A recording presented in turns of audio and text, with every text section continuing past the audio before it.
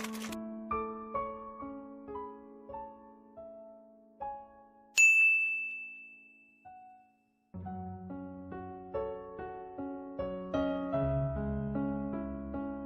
warahmatullahi wabarakatuh. Selamat siang anak-anak. Gimana kabarnya hari ini?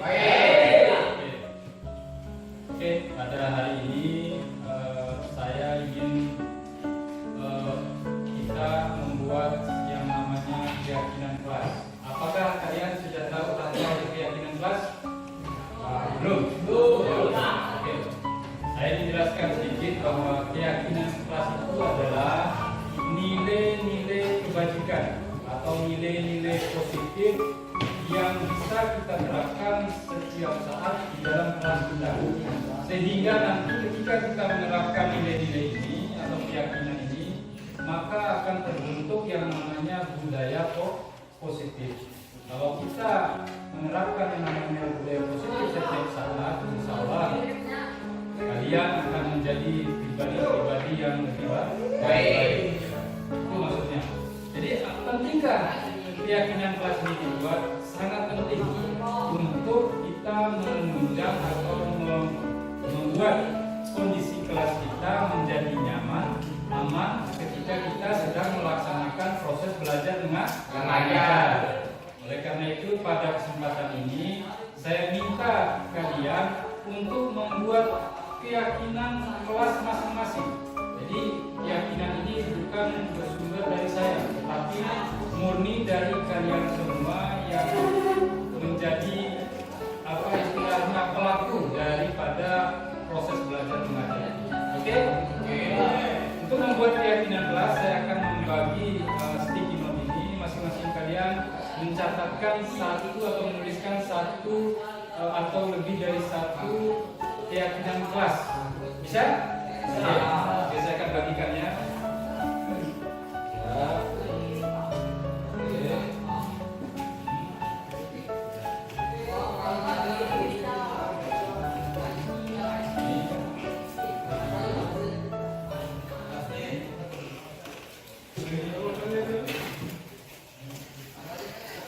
Oke, setelah saya bagikan, silakan kamu tulis masing-masing keyakinan kelas. Silakan ditulis ya masing-masing satu keyakinan kelas. Nanti setelah ditulis, silakan nanti ditempelkan di depan ya, di depan tulis. Oke, silakan saya kasih waktu 5 menit untuk mencatat atau membuat keyakinan kelas masing-masing. Apa saja yang mesti atau harus kita lakukan di dalam kelas dan apa yang tidak boleh kita lakukan. Itu ya, itu maksudnya keyakinan kelas ya. Hal-hal positif yang memungkinkan kita itu menjaga kondisi kelas itu bisa aman, nyaman, tentram ya pada saat kegiatan belajar. Oke, silakan.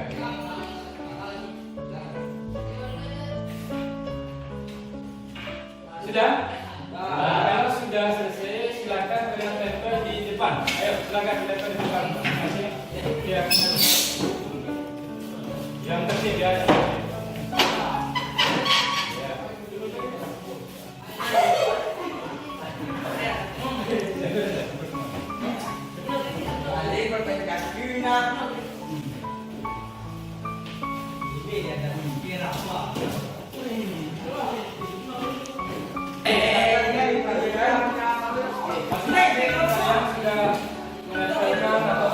Keyakinan kelasnya. Tentunya keyakinan kelas ini ada yang sama ya. Nah, yang sama akan kita satukan dan dibuat satu keyakinan kelas ya. Oke, kita lihat dari yang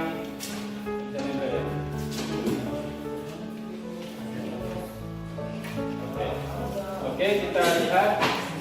Nah, dari keyakinan kelasnya ini kita bagi menjadi 3 kategori ya. Yang pertama aktivitas di dalam kelas, yang kedua tentang sikap, dan yang ketiga mungkin ada yang bukan dari kebersihan ya. Kebersihan kelas. Oke, kita lihat dari pertama, berpakaian rapi di dalam kelas.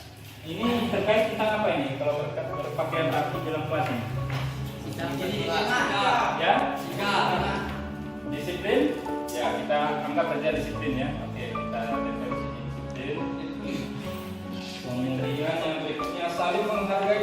teman dan guru. Nah, ini sikap ya. Oke, sikap dari sini. Kemudian saling tolong menolong saat kerja kelompok. Iya, ini sikap juga. Oke. Menjaga kebersihan kelas. Ini kebersihan ya. Kebersihan kelas. Sopan saat belajar di dalam kelas. Oke, masuk ke sikap. Tertib menjaga kebersihan kelas. Ya, kita satukan di sini dia. Jangan ribut di dalam kelas. Nah, ini ada dia. Sikap ya. Oke, datang tepat waktu. Ya, disiplin ya. Oke.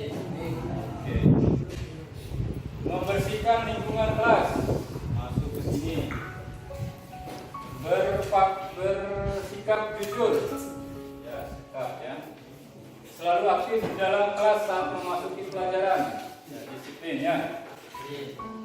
Jujur kepada diri sendiri. Sikap. Mematuhi peraturan sekolah. Ya, disiplin ya. Sopan dan santun terhadap guru dan teman. Ya. Stop merokok di lingkungan sekolah. Nah, ini apa ini? Taruh disiplinnya. Tidak membuang sampah sembarangan. Ini tentang kebersihan juga ini. Menghargai guru. Sikap. Kemudian tertib di dalam kelas, disiplin. Tertib di lingkungan kelas. Ya, jadi ada 3 kategori dari keyakinan kelas yang sudah dibuat oleh kalian. Nanti dari 3 ini kita akan membuat satu keyakinan kelas yang bisa kita sepakati bersama. Oke?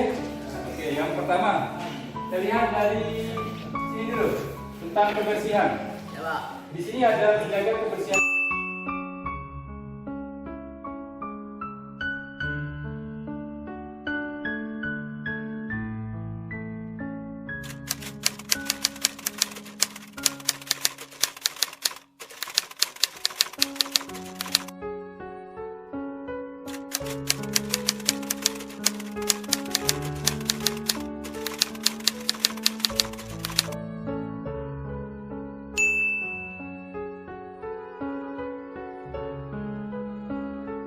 Bismillahirrahmanirrahim. Assalamualaikum warahmatullahi wabarakatuh.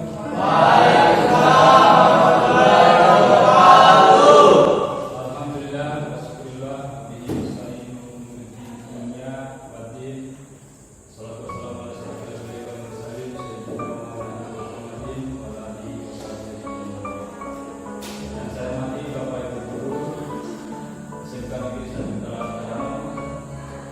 Pada kesempatan ini mari kita sama-sama mengucapkan puja dan syukur kehadirat Allah SWT, yang mana pada kesempatan pagi yang berbahagia ini kita masih diberikan kesempatan, kesehatan dan umur sehingga kita bisa berkumpul untuk mendengarkan pemaparan diseminasi kebebasan pada nomor 1 dan 4 budaya positif calon guru penggerak.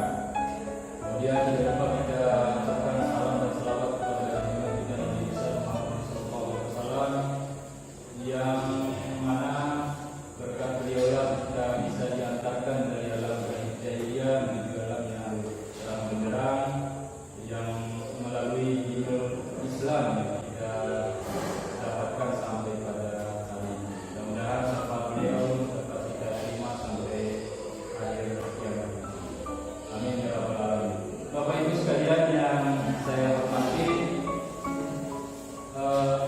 berhubung pada hari ini ada kegiatan diseminasi, oleh karena itu saya sengaja mengundang Bapak Ibu untuk menjadi peserta, sehingga nanti akan ada imbasan dari apa yang sudah saya dapatkan dari program guru penggerak angkatan 9. Oke, Bapak Ibu, kita langsung saja bahwa diseminasi hari ini adalah tentang modul 1.4 budaya positif. Ya, budaya positif ini ada di modul 1.4. Oke, kita mulai dari pertanyaan pemantik.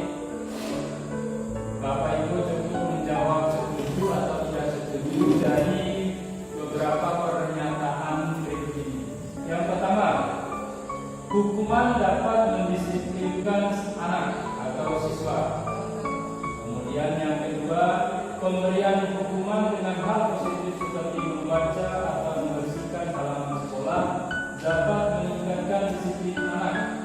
Kemudian yang ketiga, memberi penghargaan dapat meningkatkan motivasi belajar anak.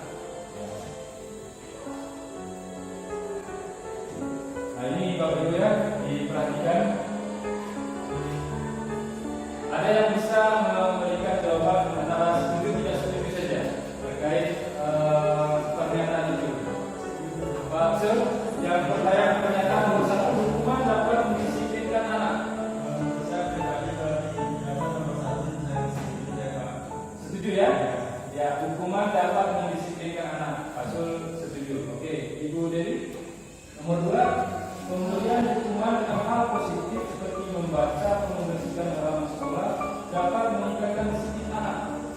Setuju atau tidak setuju dengan pernyataan itu? Kalau dari pernyataan itu untuk meningkatkan disiplin anak, boleh dikatakan saya setuju Pak. Oke, setuju ya.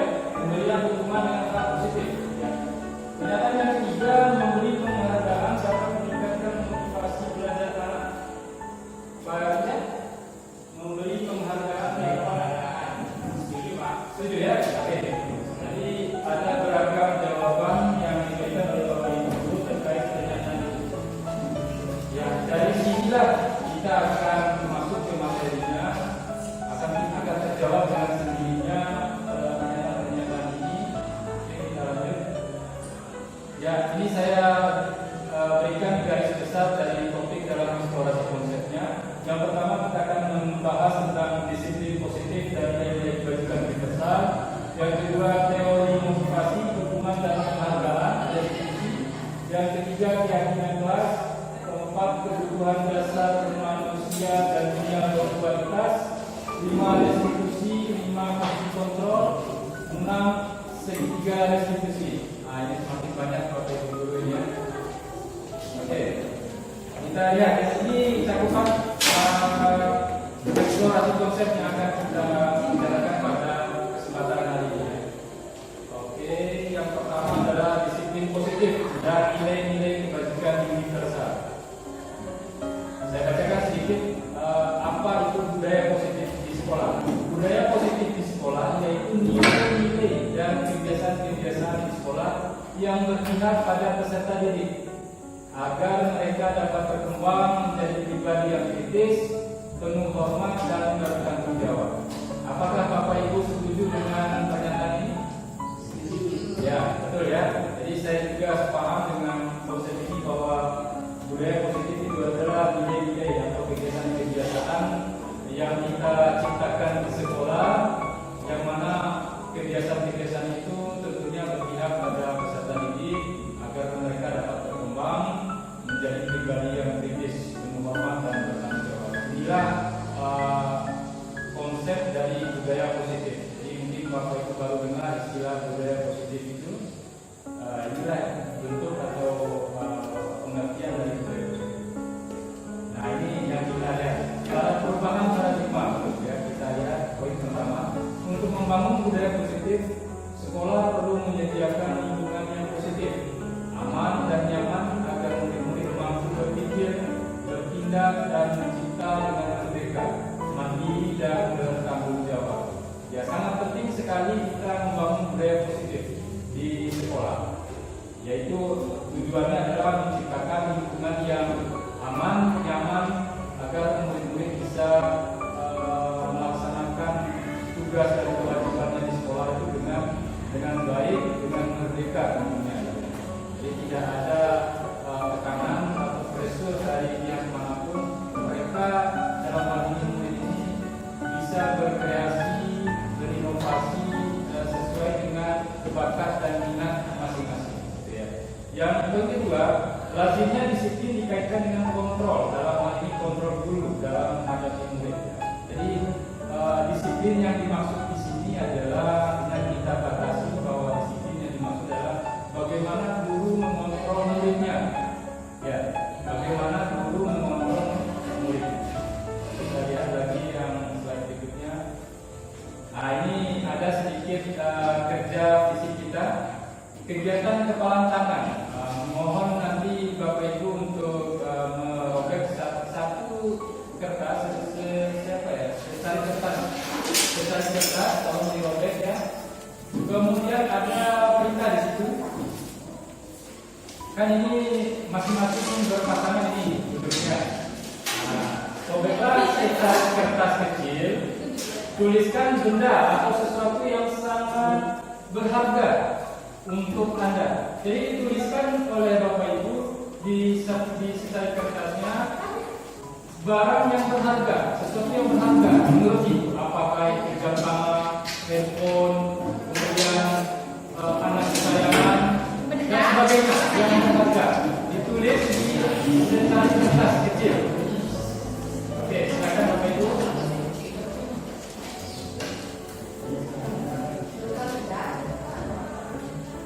Segala sesuatu yang berharga, apa saja yang berharga menurut Bapak Ibu dituliskan di kertas dan dipegang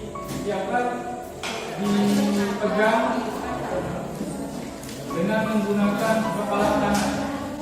Dipegang kuat-kuat seperti ini ya, seperti yang dilihat di gambar ini ya. Setelah secari kertas itu ditulis dengan benda yang berharga, kemudian Bapak Ibu pegang dengan bentuk kepala tangan seperti ini. Kenapa harus dikepal seperti ini? Karena akan kita mendapatkan kekuatan supaya tangan kita ini tidak bisa dibuka oleh kemana. Oke, ini ilustrasinya, perintahnya. Setelah sobekan kertas itu ditulis, ya, dengan benda atau sesuatu yang sangat berharga, buatlah sebuah kepalan, ya. Kemudian teman sebelah Anda akan mencoba dengan sekuat tenaga dengan berbagai cara untuk meminta Anda memberikan benda tersebut, ya kan? Kemudian teman Anda ini bisa membujuk, mengancam, menghardik, merayu, menyuap, agar dapat membuka kepala tangan Anda. Silakan.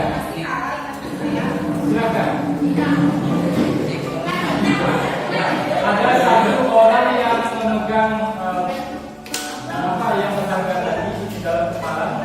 Satu orangnya membujuk untuk ditinggal kepala tangan itu. Nah, ini akan kita lihat apakah Anda mau membuka atau tidak. Silakan. Sudah dipahami perintahnya ini? Oke, kita lanjut. Nah, setelah dibujuk, apakah teman Anda kebanyakan mau membuka tangannya? Apakah teman Anda mau membuka kepala tangannya? Tidak ya? Ya, kenapa tidak? Ya, karena dia merasa bahwa dia memegang sesuatu yang berharga dan akan sulit untuk diberikan ke orang lain. Jadi kemudian Anda yang membujuk itu dengan berbagai cara, ya, seperti tadi merayu, menghardik, bahkan sampai menggunakan kekerasan fisik ya, supaya bisa kepala tangan itu dibuka. Tapi pada dasarnya apa yang kita miliki sesuatu yang berharga itu tidak mungkin, ini manusiawi, kita tidak mungkin melepas atau memberikan kepada orang lain. Nah, ini Bapak Ibu perhatikan perubahan paradigma teori kontrol, teori pilihan. Nah, ini teori kontrol yang saya sebutkan tadi mengenai disiplin yang disebutkan di awal tadi, bahwa guru memiliki kontrol dalam hal disiplin siswa. Nah, yang akan kita bahas sekarang adalah bagaimana sih seorang guru mengontrol muridnya sesuai dengan nilai-nilai kebajikan yang ada. Oke, kita lihat. Ada perubahan paradigma. Saya jelaskan sedikit perubahan paradigma yang dimaksudnya adalah bergesernya pola pikir atau mindset dari sebuah konsep lama ke konsep atau teori yang baru. Nah, ini yang dimaksud dengan perubahan paradigma. Teori lamanya apa dan teori barunya apa akan kita lihat di sini. Oke, perubahan paradigma teori kontrol atau teori pilihan Yang pertama, ilusi guru mengontrol murid. Ya, pada dasarnya kita hadir di sekolah ini sudah tertanam ilusi bagaimana kita ingin mengontrol murid. Yang kedua, ilusi bahwa kritik dan membuat orang merasa bersalah dapat menguatkan karakter. Kemudian yang ketiga, ilusi bahwa semua penguatan positifnya efektif dan bermanfaat. Yang selanjutnya, ilusi bahwa orang dewasa memiliki hak untuk memaksa. Nah, ini adalah teori-teori yang sudah usang, yang teori lama, yang selalu kita bawa di sekolah sebagai seorang guru. Yang pertama tadi, kita beranggapan bahwa kita memiliki kontrol penuh terhadap murid. Yang kedua, bahwa kritik dan membuat orang merasa bersalah dapat menguatkan karakter. Kita mengkritik siswa, kemudian mempersalahkan dia terhadap apa yang telah dibuat, kita beranggapan bahwa itu akan menguatkan karakter dia. Nah, ini teori lamanya. Kemudian yang berikutnya, ilusi bahwa semua penguatan positif, efektif dan bermanfaat. Seperti tadi dengan memberikan penghargaan, pujian dan seterusnya, itu malah akan sangat efektif dan bermanfaat. Ini ilusinya. Kemudian ilusi yang selanjutnya bahwa orang dewasa memiliki hak untuk memaksa. Jadi di sekolah ini ada orang dewasa adalah sebagai guru dan anak atau murid itu atau anak remaja itu berada di posisi siswa. Nah, kadang kita yang sebagai orang dewasa memiliki hak, merasa memiliki hak untuk memaksa siswa kita ini atau anak-anak murid ini untuk melakukan sesuatu yang kita perintahkan. Jadi ini perubahan paradigmanya. Perubahan paradigma stimulus respon menuju teori kontrol. Nah, ini perhatikan siapa sesungguhnya yang memiliki kontrol. Terjadi perubahan atau pergeseran paradigma yang mana di teori pertama stimulus respon bergeser ke teori kontrol dengan beberapa poin yang perlu dipahami oleh Bapak Ibu. Yang pertama, dulu kita mencoba mengubah orang agar berpandangan sama dengan kita. Ternyata pada teori kontrol kita berusaha memahami pandangan orang lain tentang dunia. Jadi kalau dulu kita memaksa siswa ini bersepaham dengan kita, ternyata sekarang tidak seperti itu, Bapak Ibu. Kita yang harus memahami apa keinginan siswa atau murid. Itu yang pertama. Yang kedua, perilaku itu dilihat sebagai suatu kesalahan. Ini yang selama ini kita lakukan. Ya, selama ini kita lakukan apa saja yang menjadi kesalahan siswa itu kita katakan salah. Ya, kalau dulu. Bahkan mungkin sampai sekarang kita masih beranggapan seperti itu. Ternyata semua perilaku siswa, apakah itu dia lakukan secara benar maupun salah, ternyata perilaku tersebut memiliki tujuan. Ya, misalkan Bapak Ibu ya, kalau yang hal-hal positif ya mungkin betul sudah jelas tujuannya ada. Tapi kalau kita bicara tentang hal yang negatif yang dilakukan oleh siswa, ternyata mereka itu punya tujuan.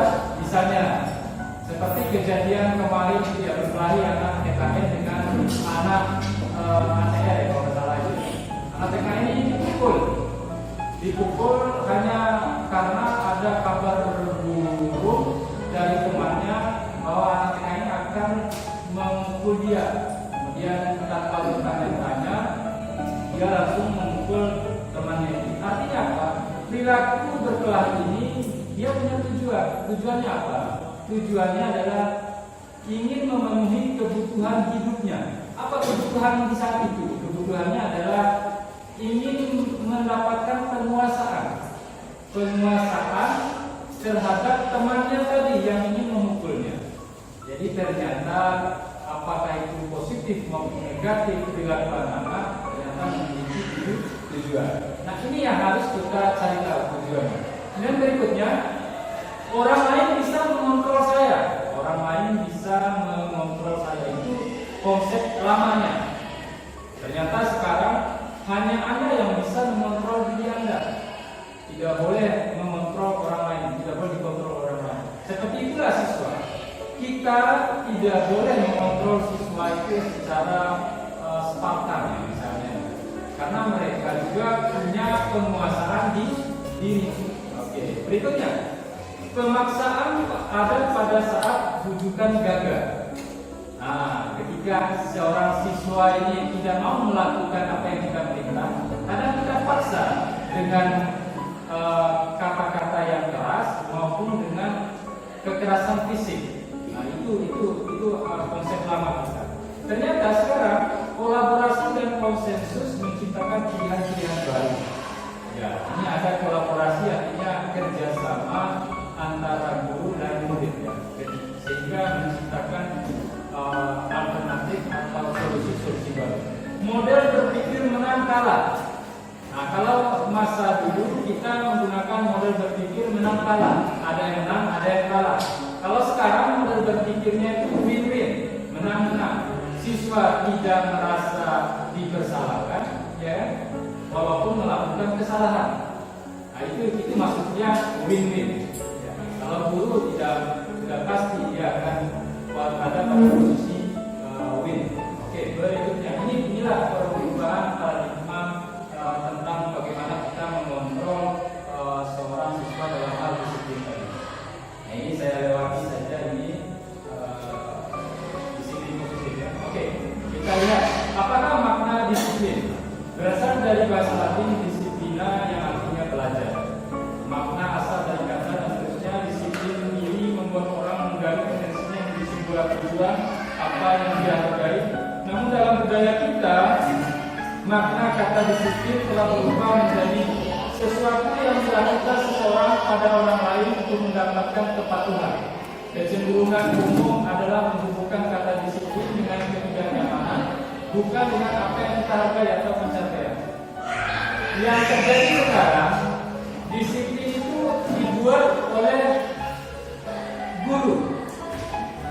Sekali lagi, disiplin itu dibuat oleh guru yang ternyata dengan mengacu pada teori kontrol ini, ternyata disiplin ini harus bersumber dari peserta didik, bukan dibuat oleh guru. Nah, ini kalau kita menganalisa konsep makna dari disiplin ini. Nanti kita lihat selanjutnya.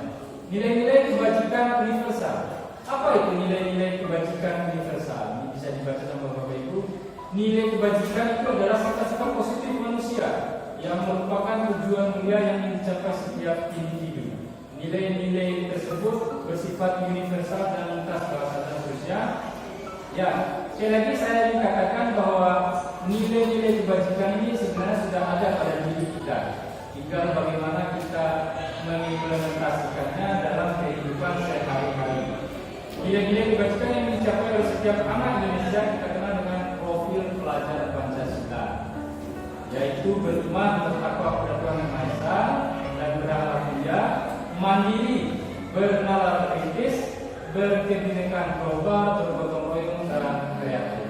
Jadi nilai-nilai kebajikan itu sudah dimunculkan di dalam profil pelajar Pancasila.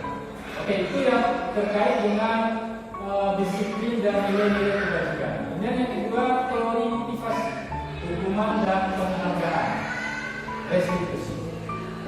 Ya, teori motivasi perilaku manusia ini bisa dilihat oleh ibu, bapak-bapak, untuk menghindari ketidaknyamanan hukuman. Apa yang akan terjadi bila saya tidak melakukannya? Yaitu motivasi eksternal. Kalau motivasi eksternalnya, bagaimana kita bisa menghargai diri sendiri. Jadi saya akan menjadi orang seperti apa jika saya melakukannya. Itu adalah motivasi implisit atau internal. Merdeka, menurut Ki Hajar Dewantara, merdeka itu artinya tidak hanya terlepas dari perintah, akan tetapi juga cacat buat memerintah diri sendiri. Nah, ini masuk pada teori kontrol diri kita masing-masing. Oke, dihukum oleh penghargaan. Ada yang mengatakan setuju hukuman yang berupa bentuk-bentuk positif. Nah, ini dikatakan dihukum oleh penghargaan. Bahwa penghargaan berlaku sama dengan hukuman dalam arti meminta atau membujuk seseorang melakukan sesuatu untuk memenuhi suatu tujuan tertentu dari orang yang meminta membujuk. Dorongan eksternalnya dan akan ada faktor ketergantungan. Beberapa dampak dari pemberian penghargaan. Nah, ini menurut Alfie Kohn 1993 bahwa ternyata memberikan hukuman berupa penghargaan itu akan berdampak buruk juga terhadap peserta didik. Tidak selamanya penghargaan ini menjadi hal yang positif untuk peserta didik. Yang pertama, pengaruh jangka pendek dan jangka panjang. Ada pengaruh jangka pendek dan jangka panjang apabila kita memberikan hukuman melalui penghargaan. Jangka pendeknya, yang pertama itu siswa akan merasa sombong, ya kan? Siswa akan merasa sombong.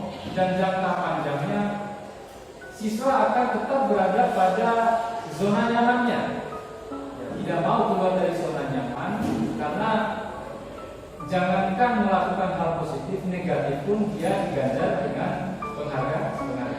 Kemudian penghargaan menghukum, kemudian penghargaan mengurangi ketepatan, penghargaan tidak efektif, penghargaan merusak hubungan. Hubungan apa? Antara yang berprestasi dan yang tidak berprestasi akan terjadi kecemburuan sosial. Loh, kenapa saya yang punya prestasi yang bagus tingkah laku tidak dihargai, sedangkan yang negatif tadi diberikan penghargaan.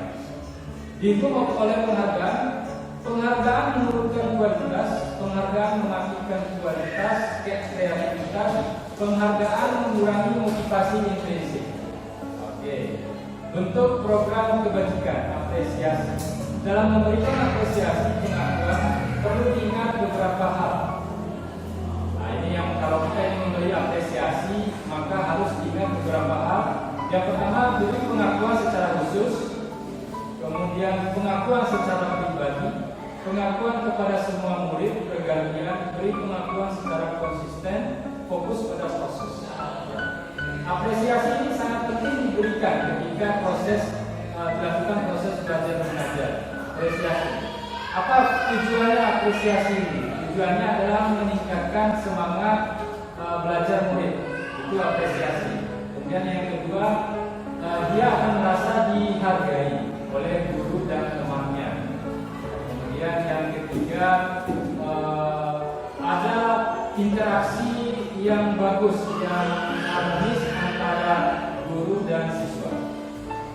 Kemudian berikutnya, contoh pengakuan apresiasi kebajikan ketika kita contohnya berada dalam lingkungan kelas, ya, dalam proses kegiatan. Kemarin saya perhatikan rasa empati besar sekali pada saat menolong murid baru di kelas kita. Nah, ini contoh pernyataan ketika kita ingin memberikan pengakuan atau apresiasi dari apa yang telah dia lakukan terhadap nilai-nilai kebajikan. Yang kedua, saya menghargai kepedulian pada saat kamu membantu teman-teman di tugas kelompok. Yang ketiga, terima kasih untuk rasa tanggung jawabmu pada saat kamu memungut kertas-kertas yang berserakan di lantai. Saya ingatkan lagi sekali lagi Bapak Ibu, di kurikulum Merdeka, guru dituntut untuk pandai-pandai membuat pernyataan-pernyataan yang memotivasi, bukan menghukum atau menghakimi siswa. Itulah perubahan pergeseran paradigma yang terjadi sekarang.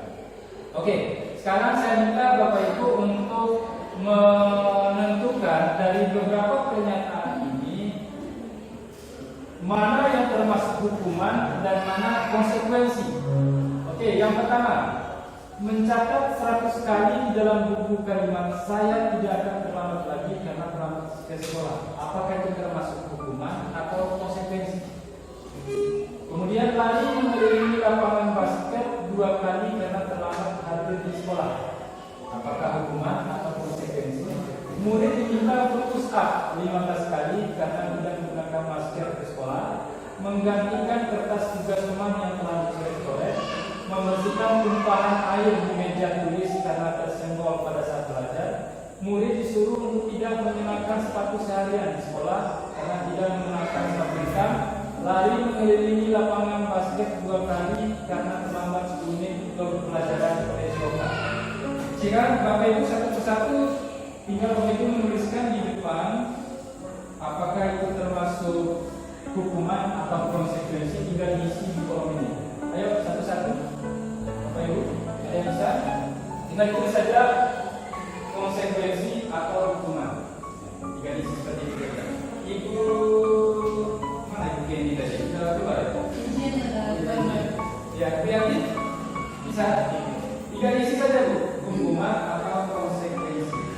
Nah, silakan. Ayo Pak Ahmad, silakan Pak. Isi di mana? Tinggal diisi saja hukuman atau konsekuensi. Tinggal diisi saja hukuman atau konsekuensi. Tidak apa-apa sama.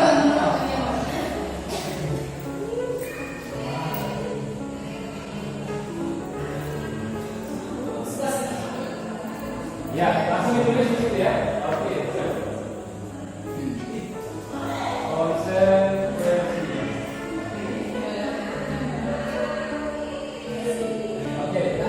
Terima kasih. Konsekuensi ya. Oke.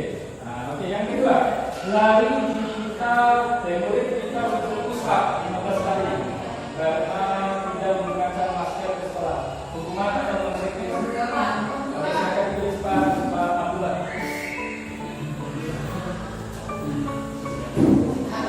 Ya, hukuman.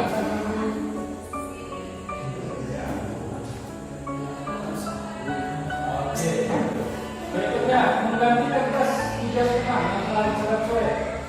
Apakah ini hukuman atau konsekuensi? Ya?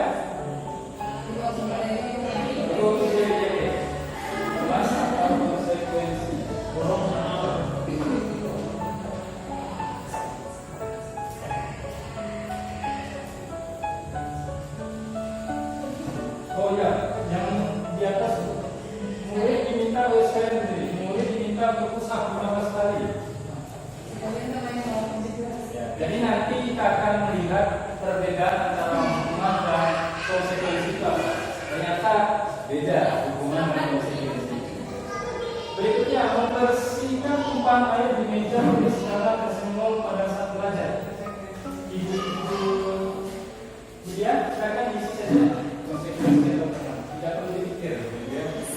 Nanti akan ada jawabannya. Ya. Membersihkan tumpahan air di meja.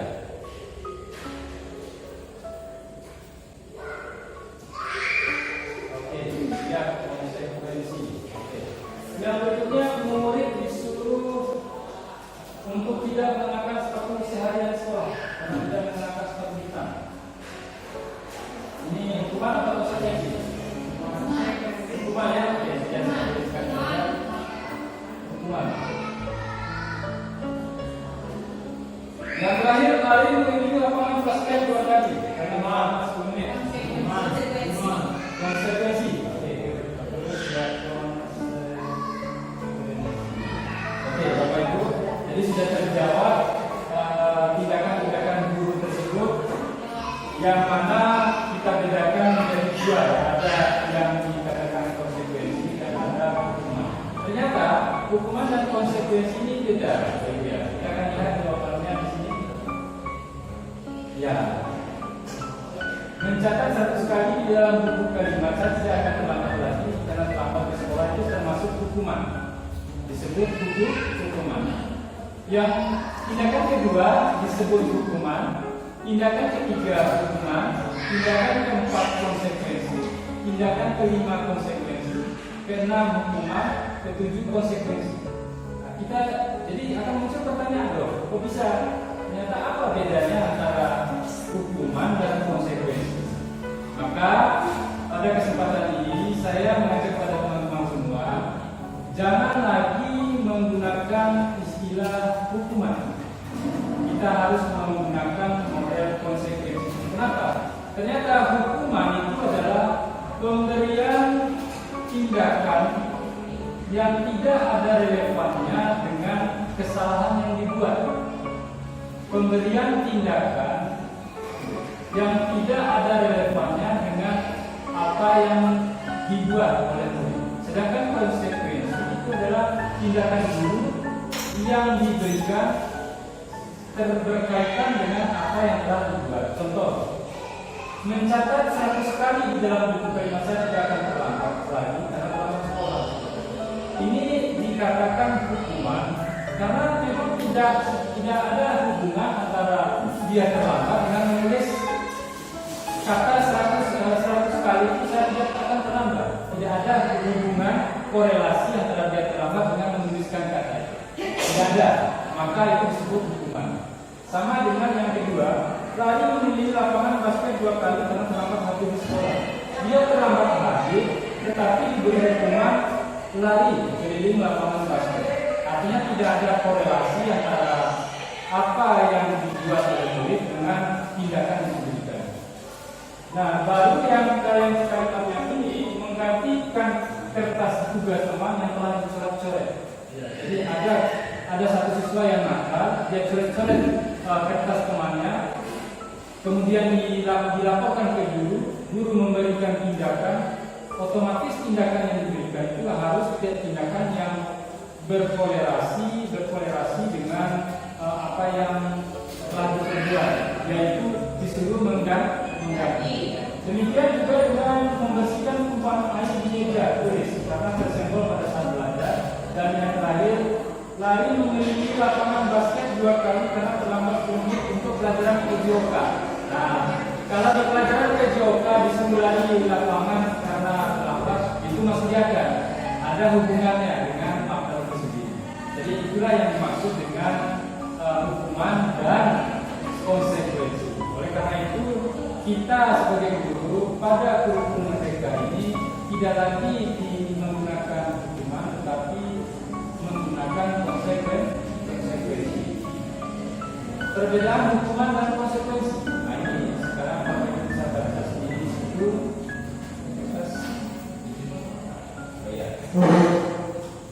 Nah, ini bisa Bapak Ibu bedakan antara apa itu hukuman dan apa itu konsekuensi. Hukuman sesuatu yang menyakitkan harus terjadi. Kalau konsekuensi sesuatu harus terjadi. Kemudian hukuman itu membuat anak sakit fisik maupun hati untuk jangka waktu lama. Kalau konsekuensi membuat anak merasa tidak nyaman dalam jangka waktu pendek. Hukuman anak membenci kedisiplinan. Kalau konsekuensi anak menghargai disiplin. Hukuman itu sangat bersifat paksaan.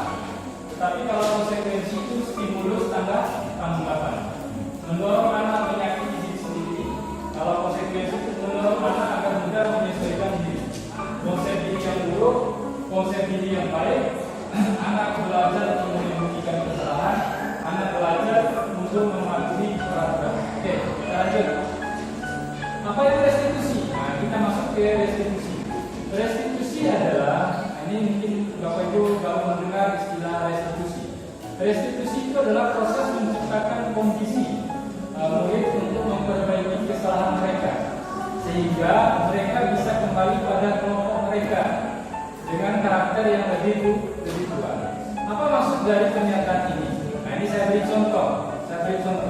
Ada siswa yang datang terlambat ke sekolah. Anak ini datang terlambat sekolah. Yang pada dasarnya anak ini sebelumnya tidak terlambat. Yang sebelumnya anak ini tidak pernah terlambat datang sekolah. Tapi pada hari itu anak ini datang terlambat sekolah. Nah, tentunya tugas kita sebagai guru adalah mengembalikan posisi anak ini yang semulanya terlambat pada hari itu kembali ke kebiasaan sebelumnya, yaitu rajin atau tepat waktu. Itulah yang dimaksud dengan restitusi.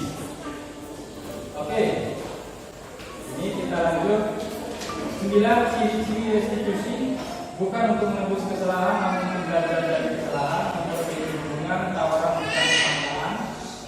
Oke, eksplorasi konsep, keyakinan jelas. Oke, sebelum masuk ke sini, ada video yang ingin saya share ke Bapak Ibu. tentang bagaimana restitusi itu bisa dilaksanakan.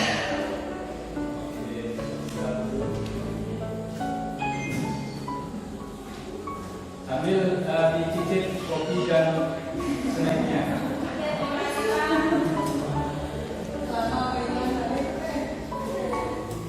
Ya, sebentar dulu saya kirimkan.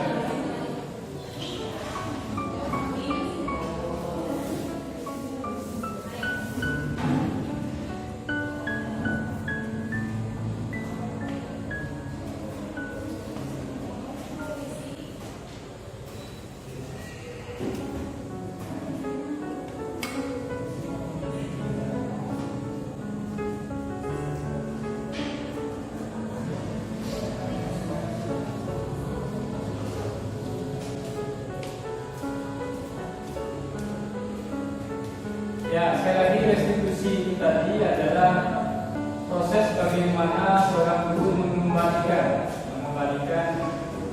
posisi dari siswa tersebut dari yang tadi itu mulanya melakukan kesalahan datang terlambat, kemudian kembali ke posisi semula itu menjadi datang tepat waktu.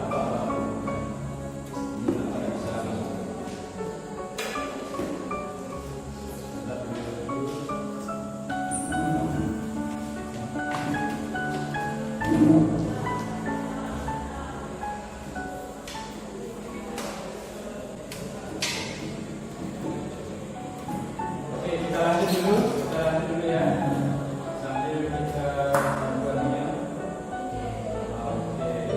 Oke, keyakinan kelas. Tadi restitusi sudah saya jelaskan. Sekarang kita masuk ke keyakinan kelas. Apa itu keyakinan kelas? Mengapa tidak peraturan saja? Mengapa harus keyakinan kelas? Ini istilah baru di dalam kurikulum merdeka. Apa itu keyakinan kelas? Mengapa kita memiliki peraturan harus menggunakan helm bila mengendarai kendaraan roda dua? Ini pertanyaan semantiknya. Mengapa kita memiliki peraturan 3M menggunakan masker, mencuci tangan, dan menjaga jarak 1,5 meter? Yang terakhir, mengapa kita memiliki peraturan harus datang tepat waktu pada saat mengikuti pelatihan? Untuk mendukung motivasi prinsip, kembali ke nilai-nilai keyakinan lebih menggerakkan seseorang dibandingkan mengikuti serangkaian peraturan-peraturan. Nah ini, jadi budaya positif itu bermula datang dari peraturan kelas, menjadi keyakinan kelas, kemudian ketika keyakinan kelas ini diterapkan setiap saat, maka akan muncul lingkungan yang positif. Kemudian dari lingkungan positif ini terbentuklah yang namanya budaya positif.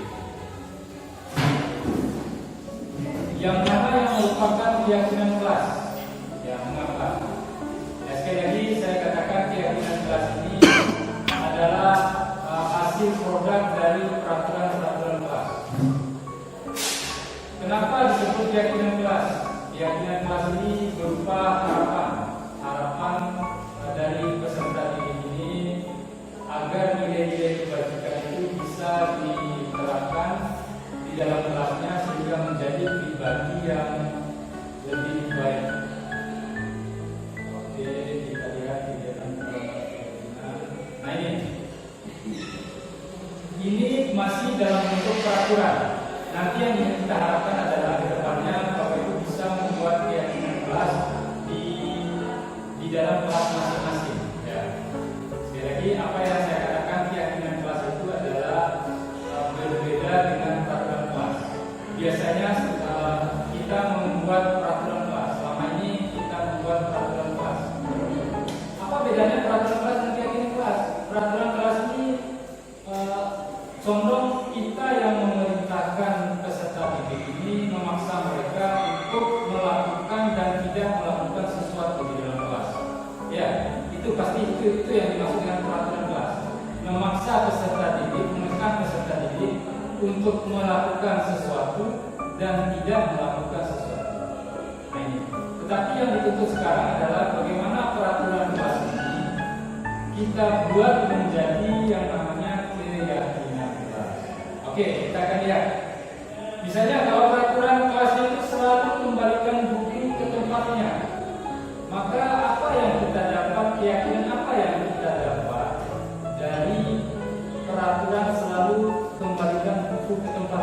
yang akan kita isi di sini.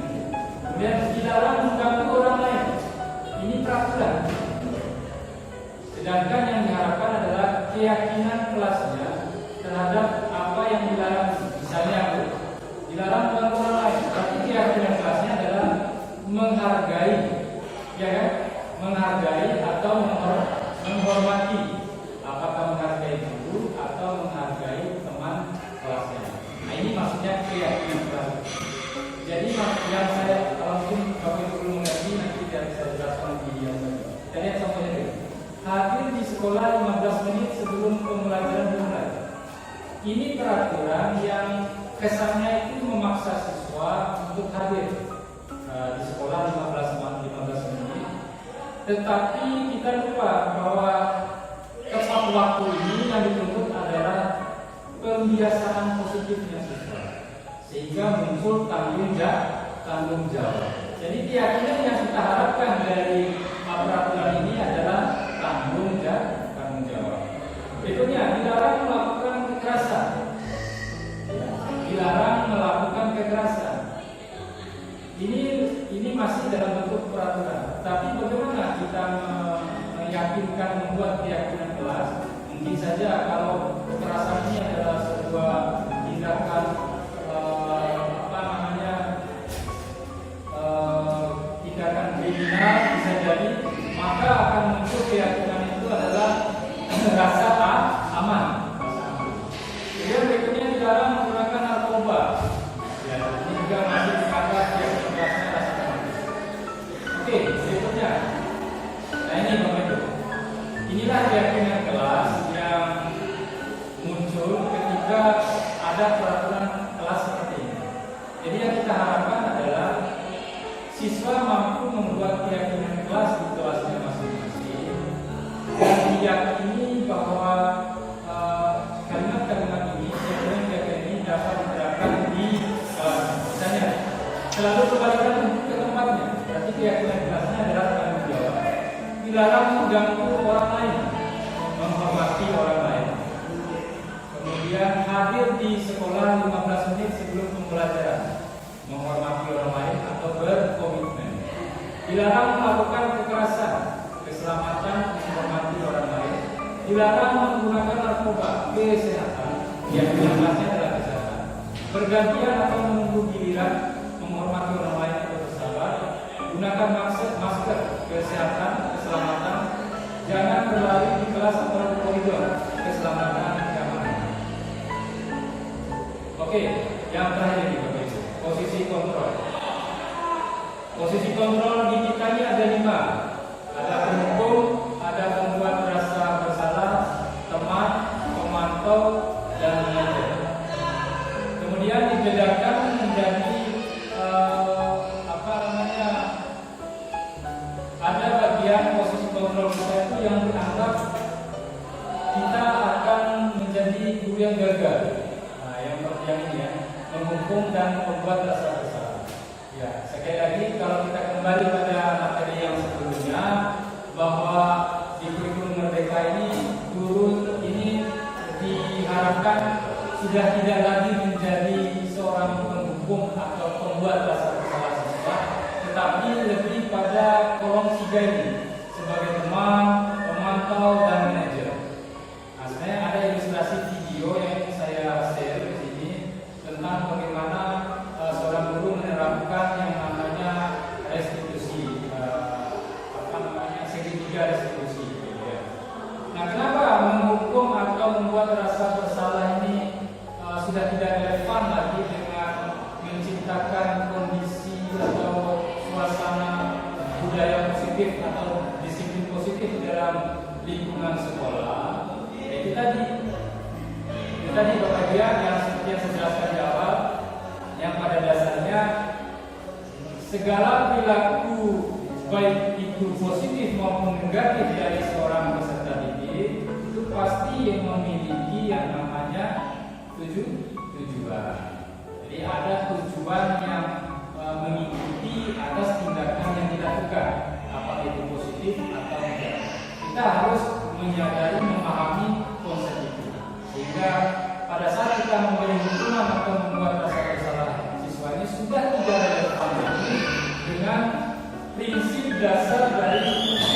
nilai positif. Oke, silakan Bapak Ibu mengisi kolom kosong ini. Kira-kira dari kalimat-kalimat ini masuk kategori mana dari 5 tadi? 1. Penunggu, 2. Pembuat rasa bersalah, 3. Teman, 4. Pemantau, 5. Manajer. Silakan Bapak Ibu tentukan. Misalnya yang pertama, saya kecewa sekali dengan kamu. Nah, ini bentuk guru memberi hukuman, memberi rasa bersalah, teman, atau pemantau atau manajer. Silakan. Bagaimana? Saya kecewa sekali dengan kamu. Ya, artinya ini membuat rasa bersalah. Ya. Kalau Bapak Ibu punya jawaban lain dari 5 tadi, saya katakan 5 tadi misalnya penghubung, yang kedua membuat rasa bersalah, dan yang ketiga teman, pemantau, yang kelima manajer. Sekali lagi 2 yang ini sudah tidak relevan lagi ya. Nah ini saya sering memberikan hukuman apakah itu hukuman verbal maupun fisik. Ya, kamu tidak pernah benar melakukannya. Kamu tidak pernah benar melakukannya. Apakah ini masuk kategori penghukum atau pembuat rasa bersalah? Ya, mungkin masih dalam kategori pembuat rasa bersalah. Nah ini hampir mirip di antara penghukum dan pembuat rasa bersalah. Penghukum ini tidak sekedar secara fisik, tapi menghukum juga bisa kita lakukan secara verbal. Seperti itu. Ayolah, lakukan demi bapak atau demi ibu. Nah ini biasanya teman ya. Apakah kamu mau mendapatkan stiker bintang hari ini? Ya, kita anggap dia ini pemantau. Bagaimana kamu bisa menyelesaikan masalah ini? Manajer. Ya, coba diri di sini kolomnya. Ditulis saja. Manajer ya. Kita tulis. Manajer. Kamu selalu paling terakhir. Berarti misalnya kalau masuk kelas itu dia paling terakhir. Sudah terakhir dibilang lagi kamu paling terakhir. Ya, membuat rasa bisa dengan saya membuat rasa bersalah. Ini sangat relevan sekali dengan guru BP. Sebenarnya guru BP ini harus dipahami karena ini menyangkut pekerjaan. Oke, kita lihat jawabannya ya. Kurang lebihnya seperti ini. Ya. Membuat orang merasa bersalah. Betul. Kamu tidak pernah melakukannya. Hampir sama dengan membuat rasa dan penghukum ini. Penghukum. Ayolah, lakukan demi Bapak Ibu. Ya, betul, teman. Apakah kamu mau mendapatkan stiker tentang hal ini? Pemantau. Bagaimana kamu bisa menyelesaikan masalah ini, manajer? Kamu selalu yang paling terakhir. Penghukum atau membuat rasa bersalah? Nah, itu terkait dengan 5 posisi kontrol suara. Oke, berikutnya yang terakhir Bapak Ibu, segitiga restitusi. Apa itu segitiga restitusi? Nah, ini kita lihat. Segitiga restitusi itu adalah proses atau langkah-langkah yang dilakukan oleh guru untuk mengembalikan posisi peserta didik yang melakukan kesalahan tadi, mengembalikan ke kelompoknya semula. Yang tadi dia bersalah, kemudian kita sebagai guru mengembalikan dia ke kelompoknya yang biasa menerapkan nilai-nilai kebajikan tadi. Nah itu maksudnya. Bagaimana caranya? Ternyata kita harus menggunakan 3 langkah restitusi ini. Makanya disebut segitiga restitusi. Yang pertama itu adalah menstabilkan identitas. Yang kedua memvalidasi kesalahan, dan yang ketiga adalah menanyakan keyakinan. Jadi juga ini ada videonya nih. Oke, kita lihat. Nah ini, menstabilkan identitas. Saya berikan ilustrasi ketika anak ini terlambat masuk ke kelas. Otomatis kita akan memanggil anak ini dan kita akan mendudukkan dia. Kemudian kita akan melakukan proses segitiga restitusi atas kesalahan dia terlambat masuk kelas. Hal yang pertama yang dilakukan adalah menstabilkan identitas. Misalnya guru bisa memulai menstabilkan identitas itu dengan mengatakan berbuat salah itu hal yang manusiawi. Tidak ada manusia yang sempurna. Nah ini sertanya. Berarti kalau kasusnya itu terlambat masuk sekolah, masuk kelas, maka bisa kita katakan bahwa terlambat masuk kelas ini adalah hal manusiawi. Ya, tidak ada manusia yang sempurna. Tidak ada manusia ini yang terlambat untuk datang ke suatu tempat. Bahkan saya sendiri sebagai guru sering terlambat. Nah, ini artinya pernyataan Bapak Ibu ini adalah bagaimana proses menstabilkan identitas. Tujuannya apa? Agar siswa ini tidak serta-merta merasa dirinya itu bersalah. Jadi kita kembalikan, kita menstabilkan identitas dia bahwa tidak hanya dia yang melakukan kesalahan, tetapi semua teman-temannya pernah melakukan kesalahan. Itu maksud dari menstabilkan identitas. Dan yang kedua, setelah kita menghilangkan rasa bersalah siswa, maka kita akan menanyakan, minta dia untuk memberikan alasan kenapa dia terlambat masuk kelas. Itu masuk kategori memvalidasi kesalahannya. Nah, kamu bisa saja melakukan hal yang buruk ya. Nanti maka kamu belajar cara lain, apakah kamu bisa melakukannya? Nah, ini agak beda ini. Tadi sekali lagi memvalidasi kesalahan dengan menanyakan siswa itu alasan-alasan kenapa bisa datang terlambat. Misalnya dia akan menjelaskan lama bangun tidur, ya, telat bangun tidur, kemudian tidak ada jemputan, sepeda motor rusak dan seterusnya. Itu adalah memvalidasi kesalahan. Memvalidasi kesalahan artinya menanyakan alasan-alasan kenapa terlambat masuk sekolah. Baru setelah kita mendapatkan alasan-alasan itu, kita langsung menanyakan keyakinannya. Keyakinan ini artinya apa nilai yang kita percaya di kelas siswa kita, nilai-nilai universal apa yang telah kita sepakati, kelas yang menjadi seperti apa sih? Nah, artinya apa? Usahakan siswa ini menjelaskan keyakinan yang telah dibuat di kelas ini. Misalnya yang tadi ya, kalau tadi ada keyakinan tadi, misalnya tanggung jawab atau rasa aman dan seterusnya. Nah, kalau siswa ini sudah menjelaskan keyakinan kelasnya, maka kita buatkan lagi ke dia keyakinan atau langkah-langkah dari keyakinan yang selanjutnya untuk menghindari keterlambatan tadi. Misalnya, nah sekarang kamu kan sudah menjelaskan alasan-alasan kenapa kamu terlambat.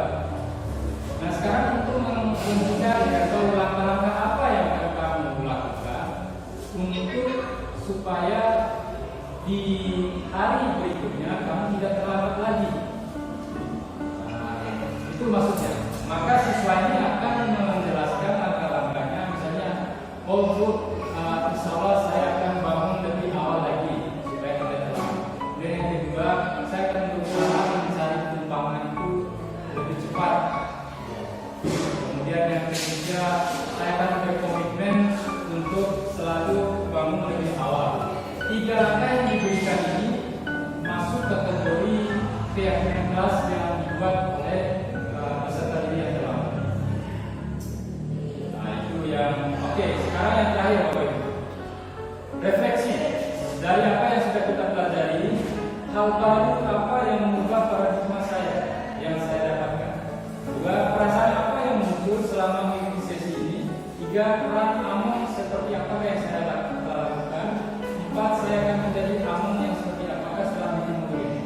Saya minta nanti di akhir sesi acara kita, Bapak Ibu bisa menjawab refleksi ini dan nanti diserahkan ke saya melalui WhatsApp. Siap? Bisa dipahami Bapak Ibu ya? Terima kasih. Mungkin sampai di sini pemaparan saya. Lebih dan kurangnya saya mohon maaf. Mudah-mudahan pemaparan saya ini, diseminasi saya ini ada manfaatnya bagi Bapak Ibu untuk mengubah paradigma tadi sehingga kita lebih fokus pada bagaimana mengembangkan atau memajukan peserta didik ini menjadi lebih baik lagi. Terima kasih atas partisipasinya. Billahi taufiq wal hidayah. Wassalamualaikum warahmatullahi wabarakatuh.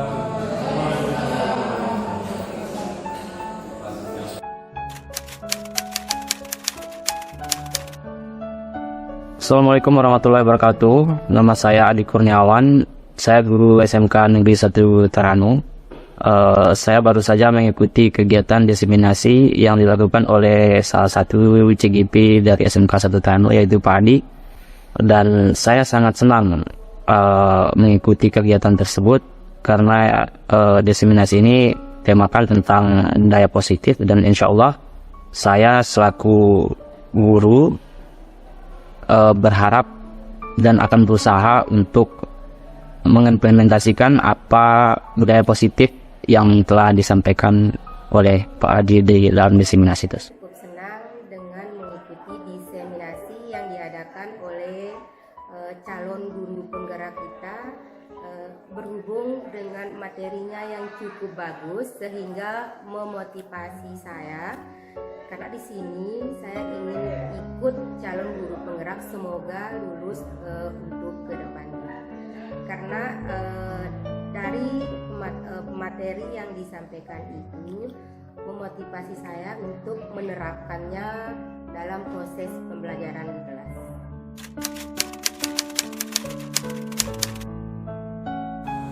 Saya sangat senang membuat keyakinan kelas.